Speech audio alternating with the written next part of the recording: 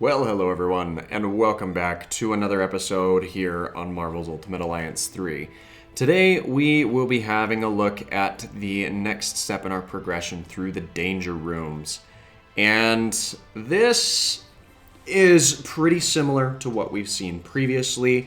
However, there is always going to be that difficulty ramp. I promise it gets different as we continue through it, and we will be seeing that here in a few short episodes. But for today, we will be focusing on the Gamma level difficulty.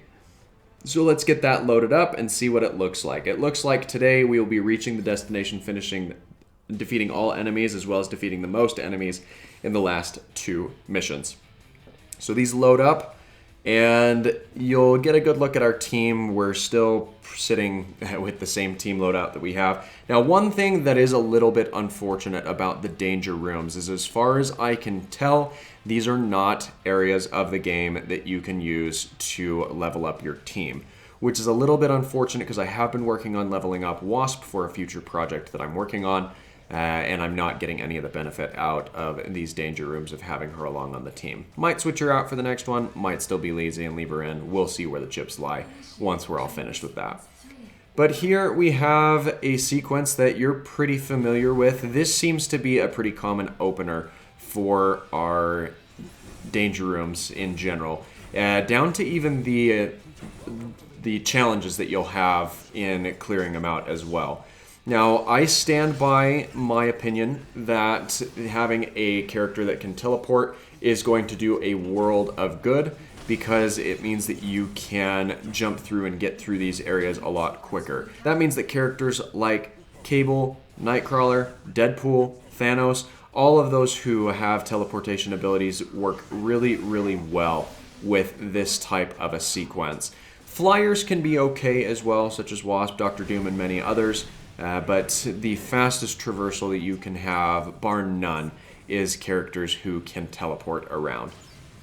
You'll notice here that we have ourselves a couple of additional items, and one thing you will want to watch out for is anytime you have an objective that shows up on the right side of the screen, you'll want to scan through and see what the objective is. Sometimes you really aren't going to be set that far back if you miss it, but like that last one that we saw, the defense down stage 3, that is one that you do not want to get stuck with under any circumstances, because it will greatly inhibit your efficiency in finishing out these runs. We're now into the living room section, which means that we've got the last 10% to go in a couple of fights that we need to work our way through. I should have dodged just repeatedly here, but unfortunately I did move over to targeting my opponents more directly. And it's not the end of the world here. Yes, my teammates are slowed, but they still are doing the work that they need in order to take out these opponents. So we'll set up another gravity surge here from Thanos just to make sure that all of our opponents are localized. And the good thing about that is, if you're not familiar with Thanos Infinite, if you fully charge the gravity surge, you do end up regaining a little bit of health and energy points back as you run that as well. So he's always a fun individual to have present on your team. Here, I didn't really like any of the objectives, but because I have taken the brunt end of the force from having that defense down, I did go ahead and use that one. Generally, I recommend looking after anything that's going to boost or enhance your extreme abilities, especially if you have ran the mastery that allows you to heal a portion of damage dealt back upon using said abilities. But here we have a round where we will need to defeat the most enemies, and there will be increased damage on both the dealing and receiving end, which makes things pretty easy, especially when you're playing with heavy hitters like Wolverine and Thanos. There will be a couple of mini bosses that pop in here, and it looks like we are on a 3-minute timer here that we'll need to work through.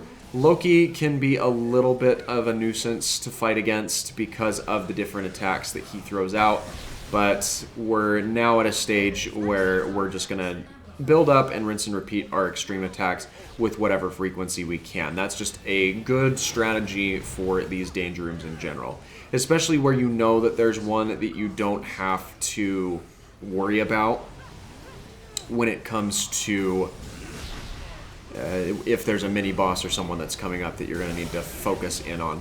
Now, there are a couple of danger room hazards that have spawned in here. I'm pretty sure that was brought in by a detriment of my team members. And I should have been keeping a little bit of a closer eye on our objectives over here on the right because of the damage decrease that's going to be inflicted. Now, you can tell the difference, and here's a perfect area to look at it. If you use the inflict status rather than the modify status or focus on those objectives, you can determine whether or not it's something that you're going to send over to your opponent's side of the field or if it's something that is going to remain on your side. Now, I kind of at this stage deliberately decided to throw my opponents down. It's not the end of the world if you do get incapacitated like this, and I am lagging behind a little bit, as you'll see that I'm currently 6 enemies defeated behind, but now that we have our teammates back up and running, we'll be able to more than make up for that, especially with the amount of damage that Thanos Infinite can output. Now, one thing that's kind of interesting with this detonation of our extreme attack is we end up racking up a ton of damage. I don't know that I've ever seen the damage indicator go up quite this high. I mean, we got over 5.8 million damage on that detonation there, and just due to the fact of how rapidly our damage is ramping up with the increased damage that you see pinging through every now and again, you see that even these secondary detonations of our extreme attacks ramp up that damage counter even higher, and we actually max out the counter at the 10 million, basically, which is really cool to see, but that's also kind of the way that these rooms are designed to be, and at this stage we're just running away with the damage count. I'm not really too worried about paying any attention to the benefits or detriments that could be applied, because the time's running out, we're far enough in the lead, and we're just rinsing and repeating our extreme attacks back to back to back to back at this stage in the fight as well. So there's really nothing the opponent could have done to have overtaken us at this stage. And we secure a very healthy victory right here. And with that, we can go ahead and move along to the next section. Here, I honestly didn't like any of these options either, but figured that of the options made available to us, the one that was probably going to be the most beneficial was gaining the passive EP regen. And the reason I opted for that is because there is a detriment that can be applied over to our team members that will slowly siphon away their energy points. And so being able to kind of counterbalance that, should I be inflicted with it, is a really good thing to be able to plan on and work with. So at this stage, we're going to be running basically the exact same mission type as the preceding section. I'd like it a little bit more if they could be mixed up or varied a little bit more, but at the end of the day, it is what it is, and we're just out here to try and get ourselves a victory. So we will rinse and repeat a very similar proceeding to what we've seen here. Now, even though the fight is similar, there are a couple of novel differences to it, mainly with a lot of the objectives that we're asked to take care of. I don't think that there was a single one for the Phoenix Force activation as far as I was able to see.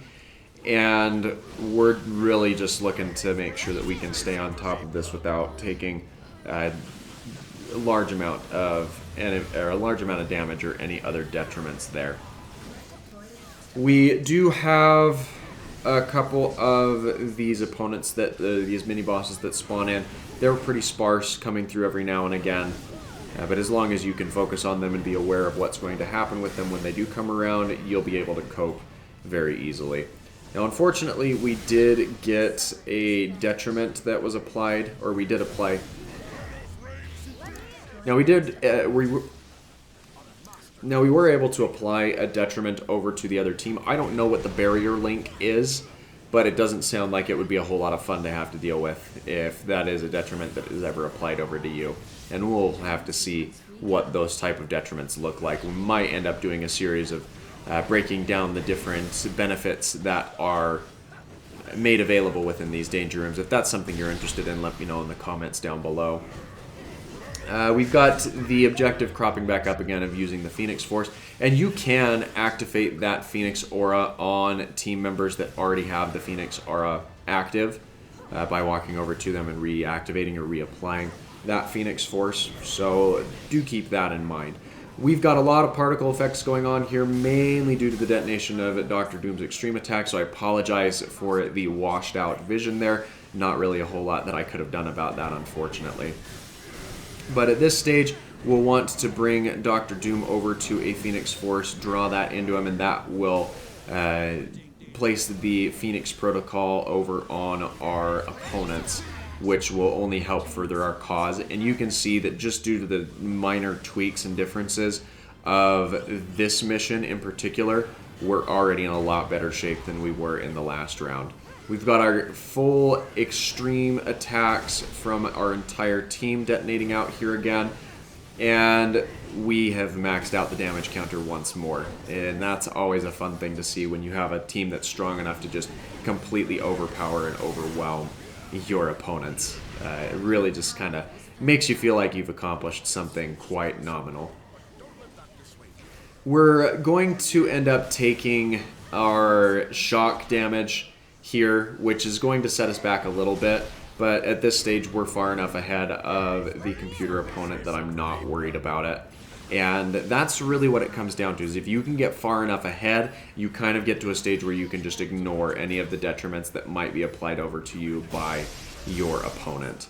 So maybe you'd play that differently if you were playing against an actual individual, but even then, you know, if you're down to the last 20-30 seconds and you're 50 enemies ahead, then there's no need for you to panic or worry about that, and you can just claim the victory for your own. But that's going to do it for today's video. I hope that you enjoyed. If you did, please feel free to leave a like. Don't forget to subscribe for more daily content, and we'll be back tomorrow with the next episode of our Marvel Avengers for PlayStation 4 playthrough. So thanks, take care, and have a great rest of your day.